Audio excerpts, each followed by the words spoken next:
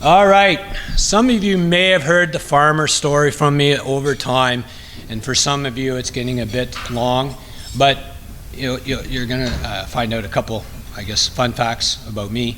One is I grew up on a farm, and it was a dairy farm, and my dad would say, getting into the swimming thing, as a coach, it's a lot like dairy farming. It's hard work. When you think about it, you got to milk the cows twice a day, you got to fix fences, you got to bring the hay in, you got to do all these chores all in between, and then get back to the second milking. Very similar, and it's 24/7, 365. It really is. However, we're going to learn a little bit from this hibernation we've been in through some of the talks that are going on today. I think we're going to manage that. So just to summarize this story a bit, is that there's a corn farmer, and he has the best corn. Goes into competition every fall, and he always wins. So there was a reporter came out, and it wasn't David Grossman, but I'll say it was David Grossman. For some of you who are familiar with David Grossman, if he was in the room, I'd really run with it. But anyways, the reporter asked him, "Why do you have, what's your secret? Why do you always win?" He says, "Well, I share my seed, my good seed, with my neighbors." And the reporter goes, "Why would you do that? You're in competition. You want to win. Why would you do that?" He says, "Well, with the winds and the way the buds and things like that, and pollen and all that stuff that goes on during the summer when it's growing, inferior seed will impact my seed and my end product." So the point was that he shared it with them so that they would grow as well and be better and help him be better, and who knows, maybe a new champion. So it comes down to, this point is about that we do get better if we share. We do get better if we actually mentor each other. That's a sort of a word that we use often. But basically talking to each other, right? And a lot of what's going to go on today could be in this room, but a lot of it is outside in the hallway. We know that. We haven't had that opportunity. And so I think where we're at is that it's just exactly what this is saying, that we all get better if we just step up and think of that. And so one of the other things that through our strategic plan is that we are looking at doing a health check. There's many different directives that we have to do because we have three pillars. One is on performance, one is on club support, and one is on organizational excellence. And part of that, one of those directives was a health check. And a lot of the time what happens is a sport organization such as Swim Ontario, we are one of two things, or we are two things. We are governance, and that means there's rules. That means there's, from some people's minds, barriers, but those things are needed. Those things are definitely needed. And then there's the service part. So sometimes trying to give the service is difficult because there's that memory of the barriers that somewhat have been created by the organization. You have the same point in your clubs. You have the same thing, so it's about trying to balance that. And so the power of the community, the farmer story, take that away. It is going to lead to finding out how are you doing. So we are going to be asking, once all the registration piece settles, I know it's been a maddening time, but you're going to be asked to sit down as coaches, to sit down with one of your club executives, probably your president, and talk about, I'll call it the one-pager goal sheet. And you're going to talk about the dry side, right? You have to think of what are the dry side, the objectives and goals. Is it growth? Is it getting your officials intact? Is it community outreach? Things like that. And then there's the wet side. And those are what you're going to do with your programs from the bottom up or top down, however you want to slice and dice it. But it's to give some basic pieces on a piece of paper that would come into us. Obviously, Lindsay would create a jot form, which she's very good at, or Nicole. I have a great support network that way. But so it comes into our office so that, 140 clubs if we include universities, so that any time we can pull a sheet out and I can have any one of the staff just become familiarized and then maybe have a phone call or even a Zoom call. How are you doing? How's everything going? Rather than, right, that's being proactive, rather than when you're in trouble. or you're in bigger trouble and you have some other things coming, you broke some rules or whatever, or you're just not in a position club-wise, or the coaching landscape has changed for you. So that's one of the things we're going to try and do. We are going to try and work towards a club partnership or a club mentoring piece. It includes the coaching leadership piece and the organization leadership piece, so that we have some key clubs that will work with other clubs, and you create this little network. That's one of the things that was worked on while I was in Denmark, and it's just been on my mind. So we want to bring that in, and I try and use the word "we" more often. Anyways, that's what's coming. So this 2 days, basically, power of community, but with a bit of an undertone of the well-being of the coach, but really well-being of all. We've come out of a tough time. We're faced with some new things. We're faced with, trying to read the tea leaves, as some might say, but we're going to work towards it. And last night I was sitting with Pierre and some of the staff and Tom Johnson, who's here to speak, and just talking about the unknown is tough. We've gone through a hell of a time all about the unknown. Hopefully that unknown will become known. We'll be able to get to that. But we still have some unknowns for sure. So anyways, mix of presentation and panel discussions. That's the format and sort of the foundation to the 2 days that are happening, featuring inspiration from outside of our sport, also from outside the province, but utilizing some of our great coaching talent and resources right here in our province. So hopefully we'll have a good stimulation going on, sharing, and as we all know, we sit sometimes in the chairs you're in, and sometimes you don't want to say something. Well, this is the time, if you have a question, to ask the question, right? So hopefully that will take place. How are we doing? Okay, this thing hasn't told me to stand up, so that's good. Anyways, just run through the sort of the schedule. You have the schedule right there, but I'll try and shape it a bit. We have Bedford Hill Consulting, and through the pandemic, I got to meet Steve and Michael, and we got talking about what their projects were, and talking about the challenges and all that. And we said this would be perfect to have a panel discussion. So Jim will do a bit more of an introduction, but we have Heather Bruce, Vicki Keith, Jacques Reed from skiing, Colton Kowalchuk from CSIO. I was getting a bit concerned, Colton. I didn't see you around the breakfast table, and I was going, where is that guy? And unfortunately, Ann Ottenbright was supposed to be with us as well, but she got tied up with some illness, and that's how we'll frame that. But we look forward to that. Then we'll be moving on to the Team Ontario swim team. We won the Canada Games. And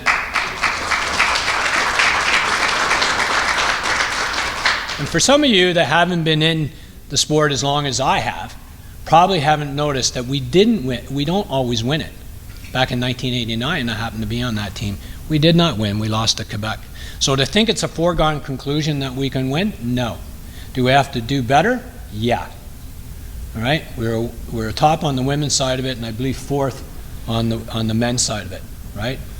Bit of a trend or a symptom that's there throughout Canadian swimming. How do we address it? How do we work at it? We all have to figure that out. But anyways, so we're going to have panel discussion. Stu's going to lead it off. We've got, I think Kathy will be here. I don't know if Kathy's here yet, but hopefully Kathy, the head coach, will be here. And then we have Sarah from Special Olympics, and we have Olivier and Andy and Chris and Karen. And Karen, our team manager. Don't worry, I have a slide later, not today, but tomorrow. Creating a winning environment, swim club culture. You're going to hear about a lot of culture. I don't know if you've, pay attention to the news, but every time, every day, you find out something about sport, and it's not really pleasant. It's not really flattering.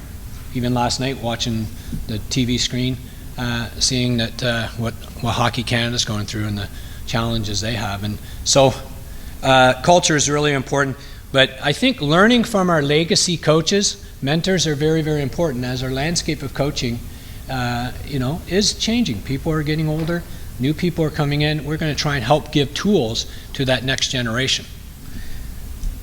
So we have Tom on that, and then later on we have another mentorship process, developing mentorship through our coaches, somewhat of a panel discussion with Ryan Millette, who is the new HPCO coach, Don Burton, who's the academy coach, Rob Novak at Etobicoke, Dean Henza from Laurentian, and talk about a select coaching group, and there may be some coaches that are in that select coach. Casey, are you part of that? You should be next time. Anyways, we need to describe that. That's a Swimming Canada program that they've had in place. So, and then we'll follow up with creating a winning environment. Again, somewhat of a part 2 from Tom Johnson. And the unique thing about Tom is that he really worked on the reliability of performance, and he's also gone through the ebbs and flows of being in the sport, sometimes thriving and sometimes surviving, as we all will experience. So that sort of takes care of the day, and then coach social. We get some nibblies, fantastic. And then Saturday comes along. We're at Saturday, I hope. Yep, fantastic. I'm really excited about the keynote. Oh, breakfast. Don't forget there's breakfast. It's very important. Take it all in.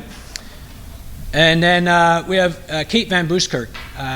When I was at the CSAO symposium back in June, she was a keynote there, and Colton got me on to getting in touch with Kate because I found her story, her own personal story, so interesting, and then her messaging afterwards about advocating for the athlete well-being, and leading in the well-being of a coach. And she'll come across and tell us one thing about, and I'll just leave this with you, normalizing pauses. So this idea that we are 24/7, 365, that has to take a bit of a look. We also are we've heard 48 weeks of training. Maybe we need to take a look at that, because the pandemic has given us some silver linings if we take a look at it.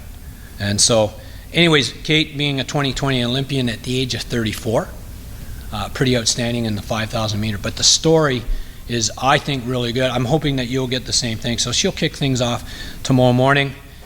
Coach Wellbeing, so followed up on that, we have a panel discussion led by a presentation by the Whitby Swimming president, Frederica Bain, Olivia Renault, who's the head coach, and then we have Megan Whitaker, who's going to share her story with being a mom, a new mom, how to balance coaching. We know coaching is difficult, trying to work that out, but their club has come up with something.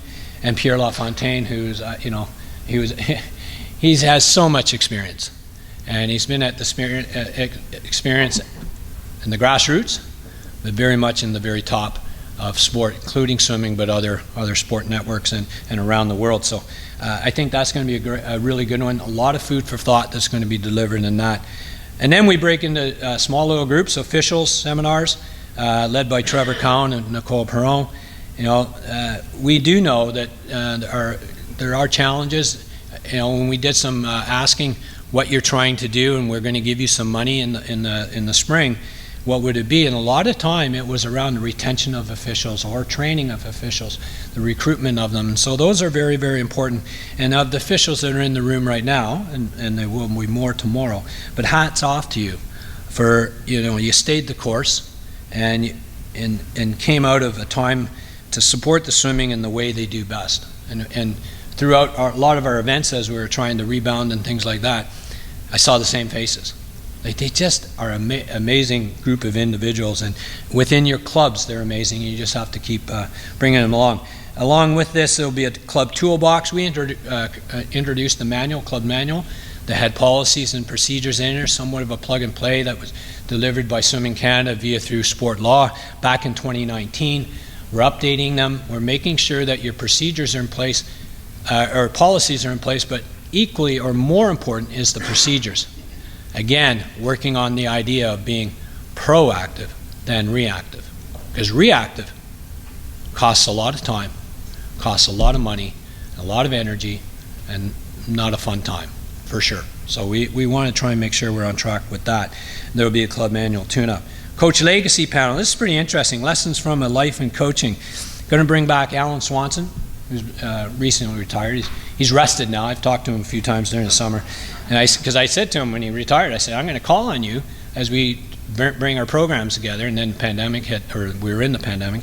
But he says, I need rest. Don't bother me until I've been rested. So he's a bit rested, so it's good. Andrew Craven from London, Ron Campbell from Cambridge, Kathy Party, who's been with a number of clubs, Rowe and Guelph and Oakville, and Tom Johnson will be a part of that. So I think trying to find out where they're at, because they stayed the course. They made things happen, and now they're in a situation. So I think it'll be an interesting conversation. And then we'll wrap up with what we call Swim Ontario Community Partnerships, and it's basically, this is who we are, this is what we do, and it'll be a cross of our board of directors. We have some of the board of directors. Stick your hands up. We'll introduce you tomorrow. Board, please, yes. Fantastic. We got a few in there, crossover with officials, so I think I nailed it. If anybody's doing a scorecard, please let me know how I did on that. But anyway, and then we'll have staff representatives tomorrow, because we have a big, long table. We can get a lot of people. I had my vision, we only have like 6 people, so Karen, you might get a seat up here. So, again. Anyways, as I finish up, how am I doing? Oh my God, I'm doing really well. Anyways, I want to thank everybody that's put together, been involved in this conference, and to the gala that's tomorrow night. Throughout, we've had history pop-ups at all our events during the summer. It's pretty interesting when you can show a 1936 Olympic jacket and things like that, the medals they had. I found it interesting seeing some of the stories. We've done some work. But I really want to throw out a shout out to Christy Rumchuk, who's been somewhat of the quarterback to this thing, but has been on the offense, the defense, and every other in-between play on this. But she's been supported by, I call it a relay team of sorts, a committee that's a gala committee, Natalie Leachy and Linda Liberte and Paul Legault. And then we had to stretch into our people that really know what's going on. That's Heather Donnell, Lindsay Taylor, Karen Wilson, Darda Sales. And hopefully you've read the story on Darda. Hopefully you've paid attention to the website and things like that. Pretty amazing story there, because part of it wasn't not just talk about Darda, but it's talking about what she's doing and what she's going to do for us as Swim Ontario, the Ontario swimming community, to really build para-swimming in this province, to lead the country and lead in the world. It takes time, but amazing, a lot of good things have come out that. Savannah, is Savannah here yet? Savannah Baker? She was part of our summer interns. We had 3 summer interns this year, and they were fantastic. They were hustling, they were doing lots of things, and Ariana Fernandez and Quinn Matias all played a great role in what we were doing. And obviously there's Nicole, who does the technical support for us and content development for the officials and so on and so forth. We have Brian and Darren, who are stuck in a room right now making sure that the ink is drying and the dots are signed, and I can't wait till we see the final bill of this adventure. Darren's going to flip his lid. Oh, Jamie, you might flip your lid as well. I'm just giving you the notice. And Tim can tell you, Dean likes to spend money. So, but it's all part giving the best possible service back. And we are videotaping the session, so they will become available at some point in time. Because we know there's decisions made by clubs and by coaches. Some could have went to the ASCA last week. Some are going out to BC. All right? It's good that you have a professional development budget. It's good that you have that much money to do those events and things like that. And we know that we have to, revamp and look at what we're doing. And then there's Stewie Mclean, who's been, many of the programs and performance pieces have been tremendous. He's had to carry a few boxes this morning, sort a few things out, and he was telling me he had to do a bit of a condo switch. He had a bit of a water leak, and so they got moved back in with all the boxes. They unloaded their whole condo and unpacked everything in one night. And then he showed up at our staff meeting the next day. Thanks to Jim Snow for your passion and expertise in what I call creating magic in video. I've probably missed a few people in there, and I hope I haven't, but it's been as I've described, and I'll say it again tomorrow, when it comes down to the staff, it may start with one, and it will end with all of us, or it will start with all of us and end with one. That's how we work. We work as a team, and John Videka really established that. So good stuff. We have our partners to thank that are there. Swimming Canada own the podium, CSIO, and the provincial government. Hopefully all of you felt that come into your mailboxes and some of that support. That was also very good for a lot of us. And so there's that. So the power of community. I think, how much time have I got? I got 1 more minute? 2 more minutes, okay. So for some of you, you probably already know, I've been recently diagnosed with MS. And I think the power of community is very important when we're faced with things like this. I had Dr. Mike West, former teammate, Olympian, and then, obviously friends that are around me, and then the whole team around the team is so important. And you don't know how important it is when you have to draw on it, so I'm giving you that advice. Work on that. Real people, real experiences go a long way. So don't think you can get it from an internet or from a website. I've worn out my Google on what I'm going through, but I'm talking to real people. That's what makes a difference, so don't forget about that. So enjoy, learn, please share throughout this, ask the questions, make sure you laugh. If you can't laugh, go see Karen because she'll make you laugh. Feel good, feel energized because we need you. We need you to each day make a difference for our swimmers and all the people that come into our sport. So important. That's what we do. Pierre, if you're up here and you saw these guys come in right now, you'd be saying, 20 push-ups or something like that. those are